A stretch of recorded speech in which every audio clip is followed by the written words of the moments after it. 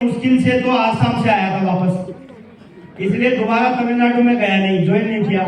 उसके बाद मैं और तैयारी करने लग गया। इसी बीच में सेफ शॉप का मुझे यहाँ से ये बिजनेस प्लान मिला। सेफ शॉप की एंट्री मेरी जिंदगी में हुई थी 21 नवंबर 2014। हेलो, 21 नवंबर 2014। अगर मैं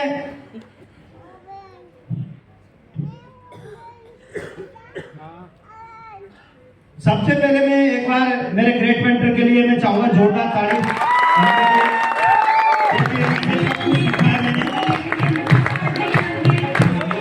थैंक यू, क्योंकि इन्हीं से मैं सीख के वीडियो के माध्यम से, ट्रेनिंग मीटिंग के माध्यम से सीख के आज आपके सामने हूँ। मैं देखो आपको एक विजन क्लियर करना चाहूंगा कि मेरे बैकग्राउंड में क्या था, लेकिन सेफ शॉप क्यों करना चाहिए। यस या नो? जानना चाहते हो? देखो आपके सामने मैंने बताया कि पहले मैं ऐसा था, आपके सामने ये देखो।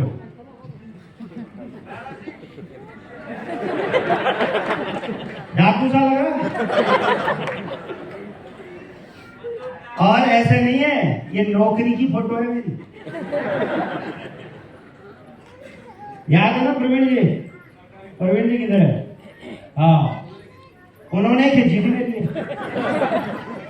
दिल्ली में गए थे हम, दिल्ली पुलिस की कोई पासिंग आउट परेड थी, उसमें गए थे ऐसे पहन के। देखो ये नौकरी में हालत थी, क्योंकि कर्जा इतना था, आपको पता है कर्जा रहता तो हालत खराब रहती है। यस या नो? और नौकरी भी थी तो मेरे पास कोई स्पेशल नहीं थी। आरपीएफ की कांस्टेबल की नौकरी थी, कोई अधिकारी की नौकरी नहीं थी मेरे पास। कांस्टेबल की नौकरी में कट पीट के ये 30,000 रुपए आते थे मेरे पास, और 15.5 लाख का कर्जा था ही। एक सेकेंड हैंड बाइक थी मेरे पास, सेकेंड हैंड बोल लो चाहे उसको कितने भी हैंड बोल लो, क्योंकि 2003 मॉडल थी वो। पता नहीं कितने पास घूम घाम के बाद में मेरे पास आई थी 20,000 रुपए की। वो भी गांव में रखते थे, क्यों? कभी रिश्तेदारी में जाना हो, किसी को बुखार हो जाए तो दिखाना हो, उसके लिए गांव में रखते। जॉब के ऊपर कोई मोटरसाइकिल नहीं थी, क्योंकि कर्जा इतना था। उस कर्जे को चुकाने के लिए कितनी तरकीब लड़ाई पड़ी, कितना मेहनत किया, उसके बाद भी कर्जा नहीं चुक रहा था। इसी दौरान मैंने क्या किया, एक सोडा शॉप की दुकान और लगा ली, और सोडा शॉप पे सोडा बेचते थे हम। 5-5 रुपए का गिलास आता था ना वो। दिन में नौकरी, सुबह से हम उसमें बैठते थे। तो ऐसे करके कर्जे चुकाने के लिए कई प्रकार के जुगाड़ कर रहे थे। लेकिन इसी दौरान ये महान बिजनेस सेफ शॉप की हमारी जिंदगी में एंट्री हुई। बिजनेस प्लान मिला, बिजनेस को समझा, और एक चीज समझ में आई मुझे, क्योंकि जब बहुत सारे लोग क्या बोलते हैं, जब बिजनेस प्लान मिलता है तब क्या बोलते हैं, कंपनी भाग गई तो। बोलते हैं नहीं बोलते? आपके पास भी आया होगा सवाल। 2 नहीं बनी तो,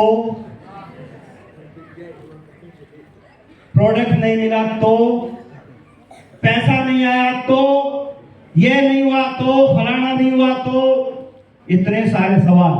और एक आध सवाल जोड़ दो उसमें, तू ही मर गया तो। ये भी तो हो सकता है। जब जोड़ना है तो पूरा ही करो ना, नेगेटिव सोचना है तो पूरा सोचो। मैंने ये नहीं सोचा, मैंने ये सोचा डायमंड बन गए तो, 50 लाख आ गए तो, 8 लाख महीना आ गया तो, और मजे की बात है सारे तो पूरे हो गए। एक बार क्या हुआ, एक राजा था, कहानी सुना दो छोटी सी। एक बार एक राजा था, और उसने क्या किया, एक आदमी था, उसने अपराध किया।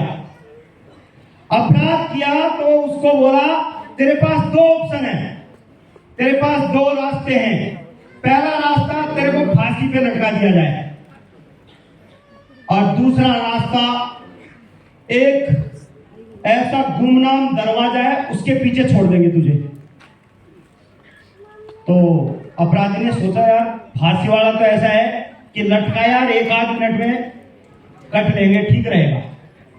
और उधर दरवाजे के पीछे छोड़ दिया, क्या पता उधर भूखा शेर हो तो क्या पता उधर कोई भूत भूत हो तो, क्या पता उधर जहरीले सांप हो तो।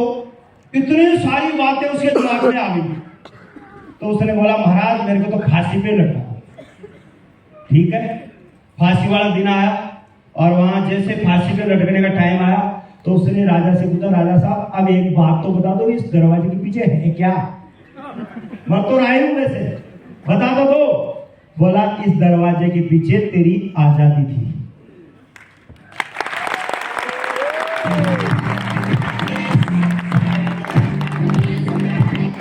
ज्यादातर लोग जो जिंदगी में अवसर आता है ना, उस अवसर को अवसर नहीं मान करके धोखा मानते हैं।